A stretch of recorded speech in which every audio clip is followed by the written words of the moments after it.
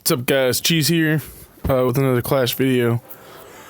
So I got to Arena 7, then went on a terrible losing streak and went back down to Arena 6. But before then, I got the Royal Giant, and I also got the Three Musketeers.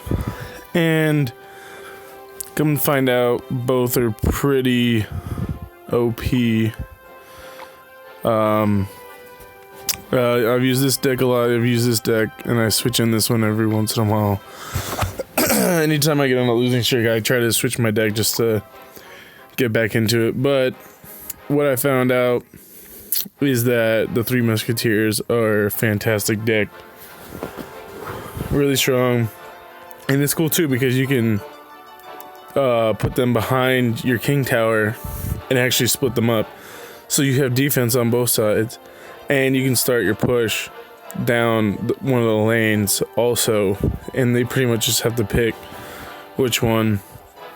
It's a 4.1 deck, average elixir cost, but I do have two elixir cards and three elixir cards. So realistically, I can drop the giant in the back. By the time it fills up, I can drop the musketeers, and then within one elixir I'll have two cards I can possibly play, and then one more elixir I can play two more cards. So the average elixir cost seems kind of high, but when you think about it, I can play cards pretty quickly within dropping that card. So it actually works out really nicely, and I can distract the knight, mini P.E.K.K.A with the goblins, and the minions actually take out the barbarians really quickly, so it actually all works out. So this episode is going to be called The Legend of the Last Hit Point. You'll see why at the end of the video. Who knows who wins? Maybe I do a really funny rage quit, or maybe the other guy gets mad, who knows. But yeah, I just wanted to show you some of the Three Musketeer battles. So this one, with the Three Musketeer, I learned you have to be really patient. Pretty much the entire match. I started out with the weird first four cards, kind of hard to use, but I basically counter almost all the way until the very last minute when you get to double elixir time. And like I said, I didn't really have much to use. I didn't want to waste my wizard, but at the same time I figured I might need something to take out that witch, which I pretty much did.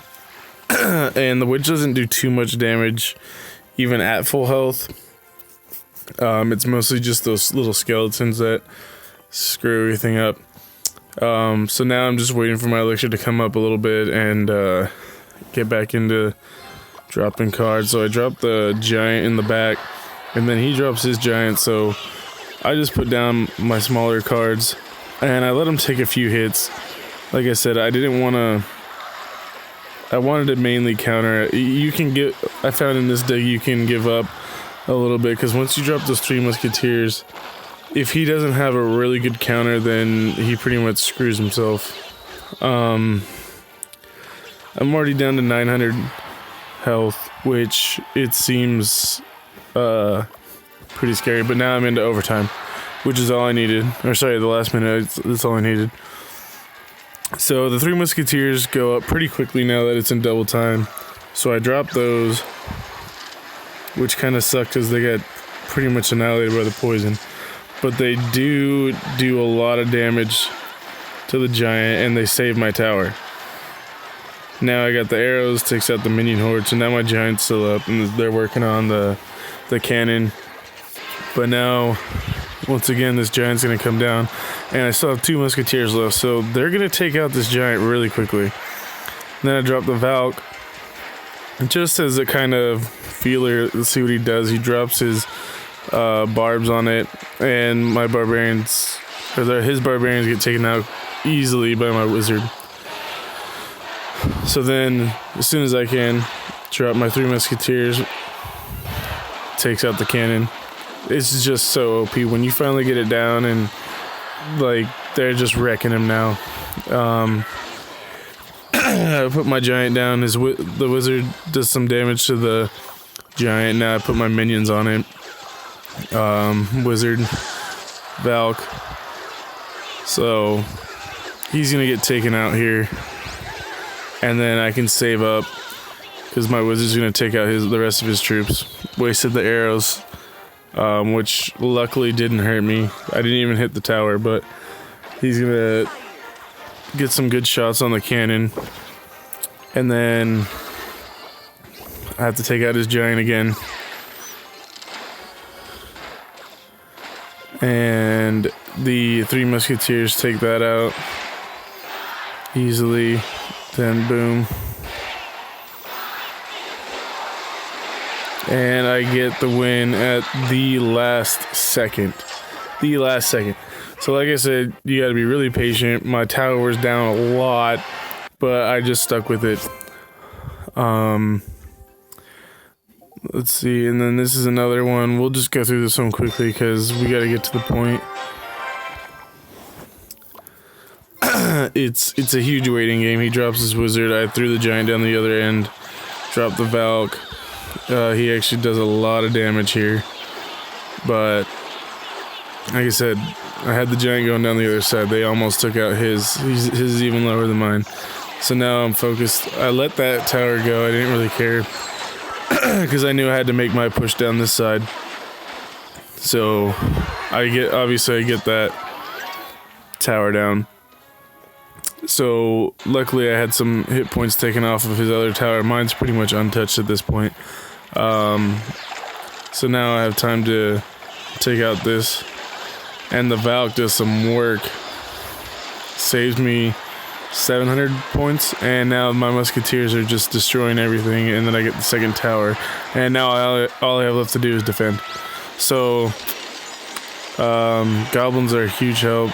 Unfortunately, the wizard went down, but the giant's distracted, Valk, a lot of shit, and I end up getting this W. So now, the whole point of this video, I shared it earlier, you guys might have seen it, the legend of the last hit point.